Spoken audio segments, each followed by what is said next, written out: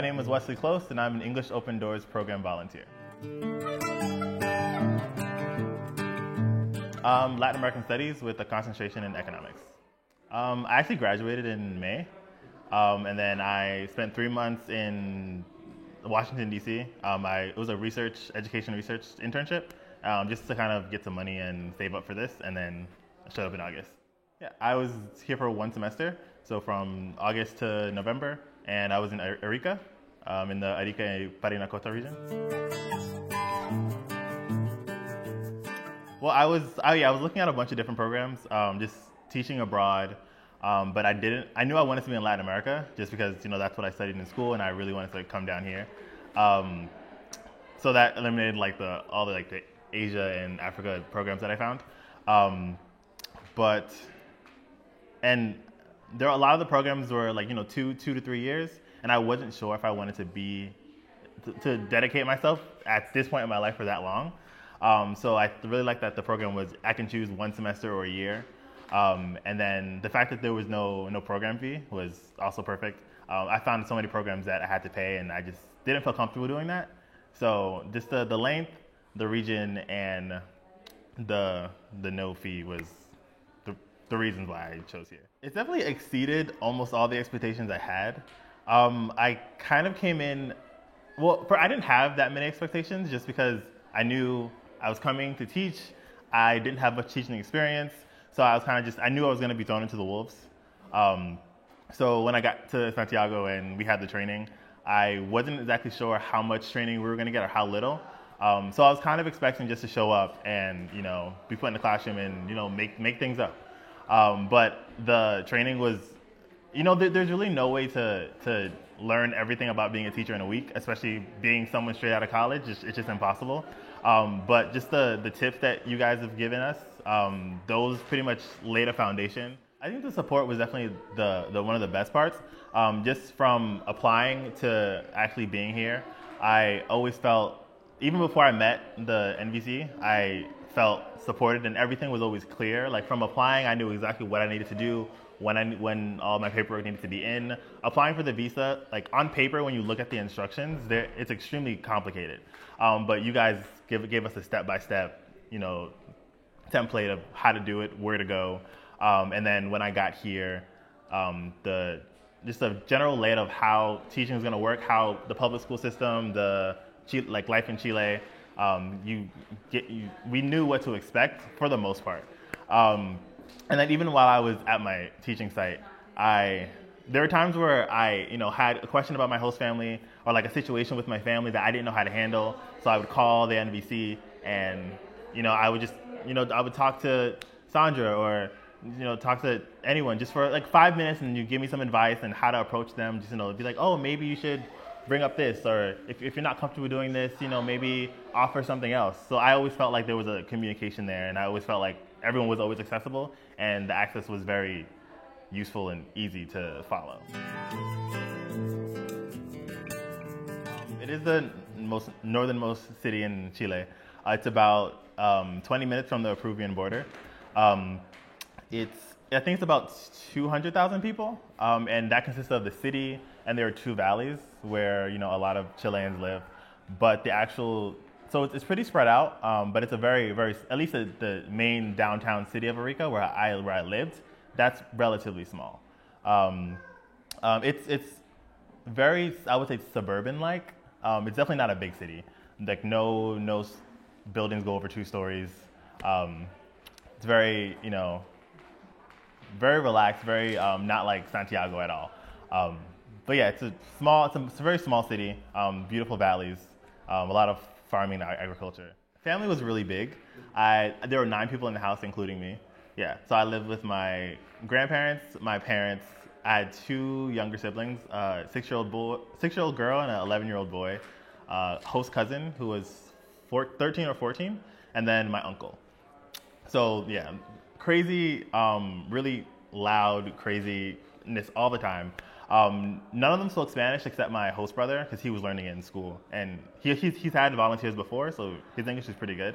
But yeah, then they're all very close. Spend a lot of time together. We spend a lot of time in the kitchen, our table didn't fit 9 people, but every day there were 9 people at the table. I actually sat on a little stool because we didn't have enough tables, so me and Grandpa sat on little stools where everybody else, had chairs. And we would just, talk until like, watch the news, talk until like 2 in the morning. I'd play Monopoly with my host sister. I'm really good at Spanish Monopoly now.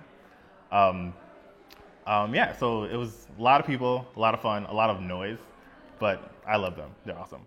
Well, I spent a lot of time at school, even not in class, just because I actually just liked being there. There was a few dance groups going around, and I used to dance in university, so I just show up and kind of just watch or participate here and there. And in the community, there was at the local university, there was actually it's called the American Corner.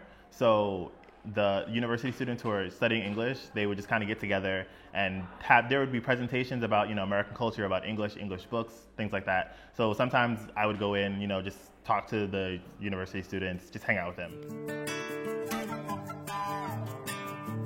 Yeah, my school was called Liceo Pablo Neruda. It was a medio, so it's high school. And it was actually a technical school, so we had specialties, mining, nursing, and electronics. And it was weird because when I first got there, I told people that I was going to be at Pablo Neruda, and everyone was like, what? Like, are you going to be okay? Like, apparently it's one of the worst schools in Arica. But, I mean, when I first got there, I was just based on what I've heard and what people were telling me, I showed up. I was like, okay, like, maybe not. But there are definitely behavioral issues in the system, but it's similar to, in my opinion, it's a lot similar to the American public school system. Kids are going to be kids. Discipline's hard in any country, in any family, and I just felt that for my main thing as the English volunteer was to have them connect with me as a person and as someone who is a lot closer to their age. So granted, sometimes, there are definitely respect issues and discipline issues. But I feel like at the end, they learned a lot because they knew me as a person and they liked me as a person. And now they had a reason to connect with English. Like, oh, maybe one day I want to go see Wesley in New York because we still talk. The first few weeks were very interesting. Just a mixture of, high school kids are high school kids. And I'm a new teacher. This is my first time doing this, so managing the classroom was difficult to say the least. The beginning, I had to be very clear on what my rules were, and even then, sometimes you have to make up new ones, adjust them. The most rewarding thing, I would definitely just say, the times when I was in my room planning my classes, and I get a knock on the door, and it'd be 2 or 3 students. And they're like, teacher, are you busy? And I'm like, yeah, I'm planning or I'm getting ready for my next class. And they're like, oh, okay. And they just walk in and talk to me anyway. And it was just funny because, one, it just meant they didn't respect, my time. But I was like, you know what? It's just funny because they really want to be with me and they really want to spend time with me. And, in the beginning, they come and be like, can we talk to you in Spanish? And I'm like, no, because one, I don't speak it, and two, I'm the English teacher. So there would just be, 45 minutes of them just sitting with me while I'm planning for my next class, just talking to me about, Spider-Man or, their girlfriend problems or stuff like that. So that was definitely the best thing, knowing that they actually wanted to be with me and hang out with me, even after I yelled at them for, running or skipping class or something like that, That's for me, the best part. It definitely changed my perception of teaching and being a teacher. I now have so much more respect for all the teachers I've ever had in my entire life. I do think that when I came into the English Open Doors program, I kind of came in with the slightly altered vision of what I wanted. I wanted to come to Chile. I wanted to learn Spanish. I wanted to immerse myself in the Chilean culture, and teaching English was a really good way to do that. And by the end, I never realized how much I was going to end up loving teaching as much as I did. Now I am, considering maybe one day being an actual teacher. But it's hard to think about that just in terms of, but I don't want to be a teacher in America. I want to be a teacher in Chile. So I think the impact was definitely like me realizing how much, I love having an effect on these kids.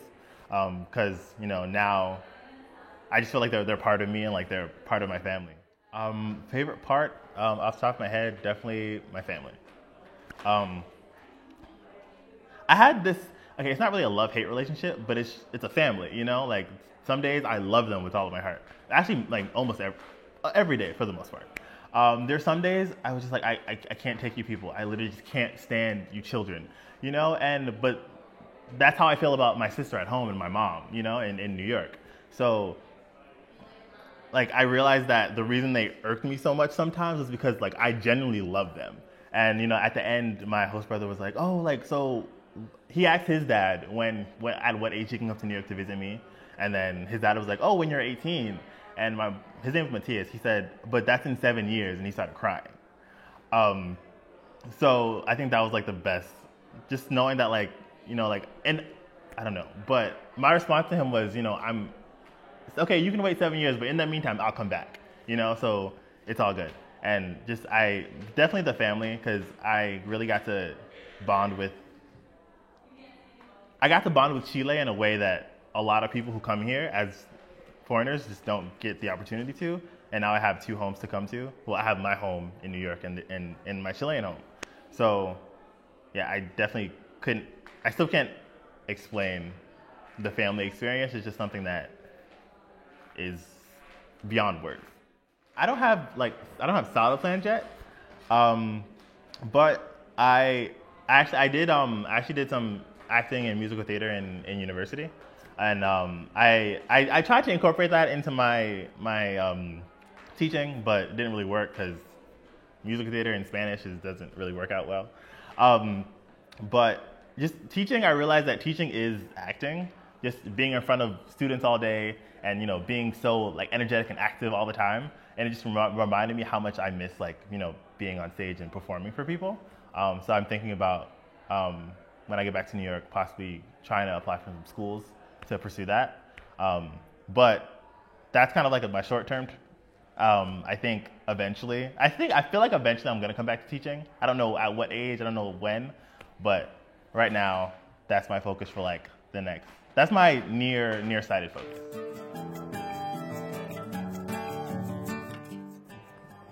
Doing something that is literally not about you for once is like one of the best things you can ever do.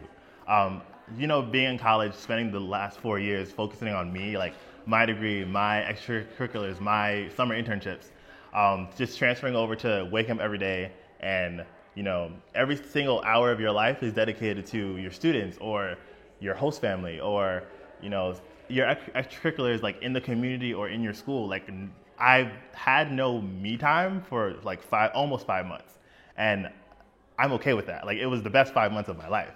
And when I go back, I'm thinking about, what I'm gonna do, and I'm just like, I have so much time to do me, and I don't want to. So yeah, that's my advice.